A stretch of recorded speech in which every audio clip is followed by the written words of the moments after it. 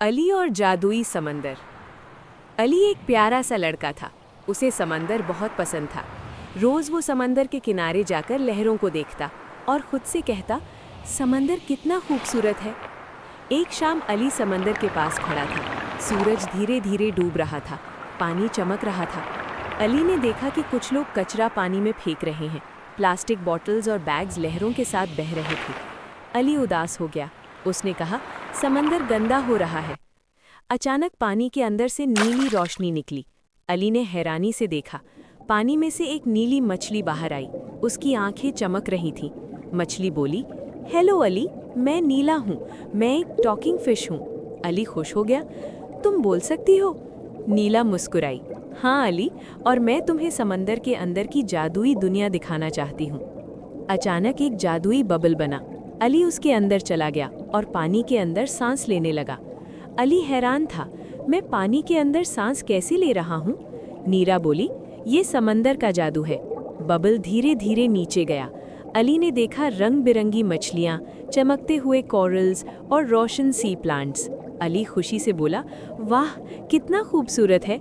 नीला अली को कोरल जंगल में ले गई। यहाँ छोटी बड़ी मछलियाँ रहती थीं। जली फिश रोशनी की तरह चमक रहे थे। अचानक अली ने देखा एक छोटी मछली प्लास्टिक बैग में फंसी हुई थी। अली उदास हो गया। उसने धीरे से प्लास्टिक बैग निकाल दिया।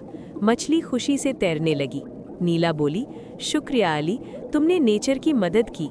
फिर अली ने देखा एक कछुआ प्लास्टिक बोतल में फंसा हुआ था। अली ने बोतल हटाई। कछुआ खुशी से घूमकर शुक्रिया कहने लगा। अली ने कहा, हम समंदर को गंदा क्यों करते हैं?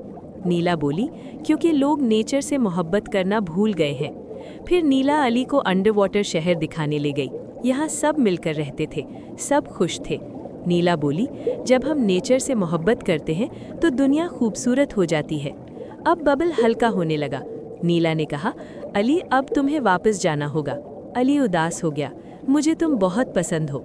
नीला मुस्कुराई, अगर तुम नेचर से मोहब्बत रखोगे तो मैं हमेशा तुम्हारे दिल में रहूंगी। बबल ऊपर आया। अली फिर से समंदर के किनारे था। अली ने हाथ हिलाया, बाय नीला। उस दिन के बाद अली बदल गया।